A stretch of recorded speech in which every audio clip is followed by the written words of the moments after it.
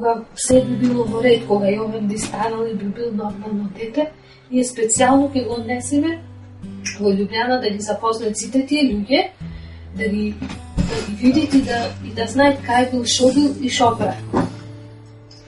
И колку за него некој подалечен се грижал. За разлика што исто би го однесла на клиника во Скопје и вака гордо да им застаните и да им кажете, еве сум јас тој што ќе умрев пред толку и толку време. И ова нема да отиде. И ова ќе биде најубаво детенце исто како што си беше.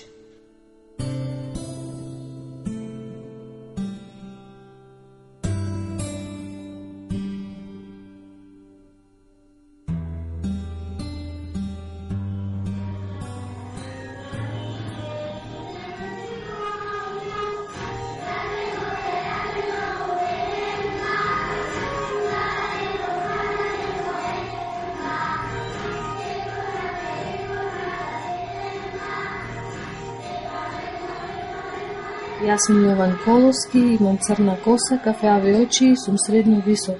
Сакам да сум главен. Иако сум добар, понекогаш знам да бидам лош. Имам хармоника и многу сакам да свирам, а и да пеам.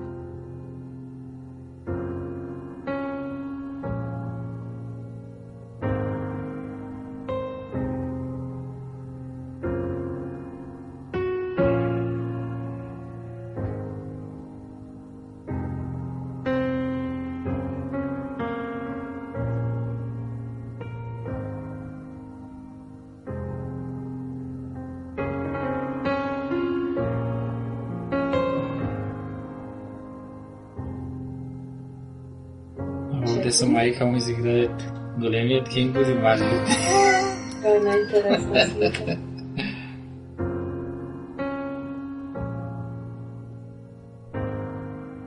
Се случи ноќта на 12-ти, доби висока температура 39, тоа што толку многу и не загрижуваше, затоа што во обични настинки секој едно дете ја добива температурата. Педијатарот кој што утрото го посетиле, предложил Јован да одиде на училиште, затоа што беше добар. Во 10 сатот наутро беше вратен од училиште, затоа што таму се чувствувал лошо. Сопругот го зел, веа дојден и дома, и тука дома се случи грч некаков, детево се фиксирало, јас не бев присутна тука, гледало во една точка и некако ги извртило рачињата, главчето. Чекај, те испричив. Чекај. Беше примен на хирургија во Струга, затоа што тука му било најбрзо. Моментот кај што можел да влезе на брзина во паника. Екипата беше од педиатри, од анестезиолози, собрана во Струга. Сите тие се бореа, никако не можеа да го вратат во свест. И сватија дека потребно е хитно да заминеме во Скопје.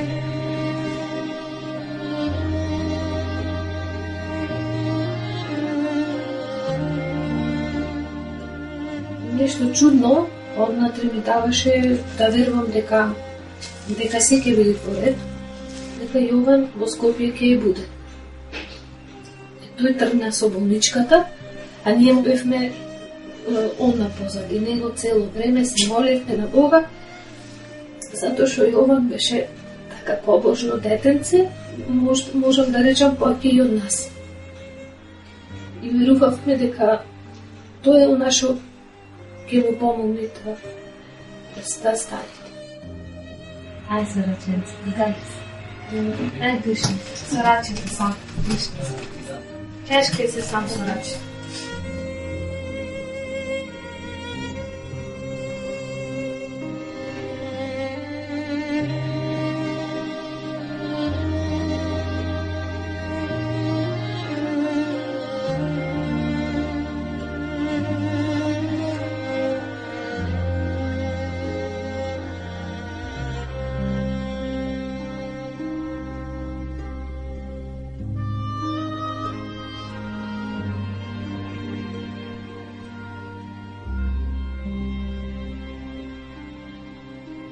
Првите денови на на клиника, Јован беше сосема свесен, многу беше активен, болничката соба му беше здодевна. Јас бев со него 24 сати, воопшто не спие, затоа што се надевав дека секој ден, утре заутре ќе си одиме дома. Ни велеа дека вирусниот менингитис е полесен од бактерискиот и дека цела среќа што е таков и за скоро ќе си одиме дома за 12 на дена. Ситуацијата не беше за да биде на одделение, беше за интензивна, меѓутоа едноставно се игра со Јован. Секој отфрлаше вината од кај себе и одговорноста. А 14.11. ние чекаме на едната врата информации за Јован, доктор не викат сега ќе дојдам, ќе се вратам, а од другата страна тој истиот доктор го пратил Јован на одделение. После 4 сати страшно се влошува состојбата и требаше ние да видиме многу побезобразни од колку што се безобразни докторите, за да ја фатиме требаше во гуша таку турец, детево да се врати на интензивна, а таа да застани да запиши извештај за да може да заминиме во странство. Јовче, тука субетото те чекам, ајде. Гости имаме, Ајде. разбуди се. Ајде да им даеш за пиење, ајде онаму да наместиш титото, ајде.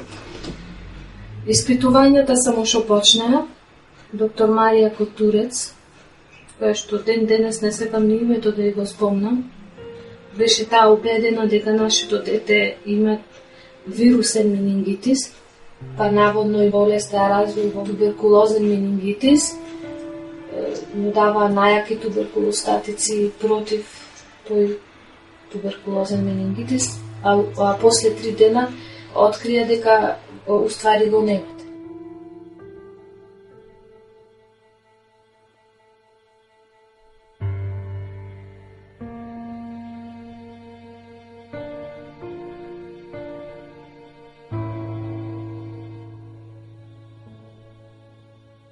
Знам дека купувавме Вирулекс, покасно купувавме и Ривотрил, и тој лек го најдовме не во аптека, него во сендвичара, затоа што во 2 сатот ни јавија дека треба да го прими тој лек, а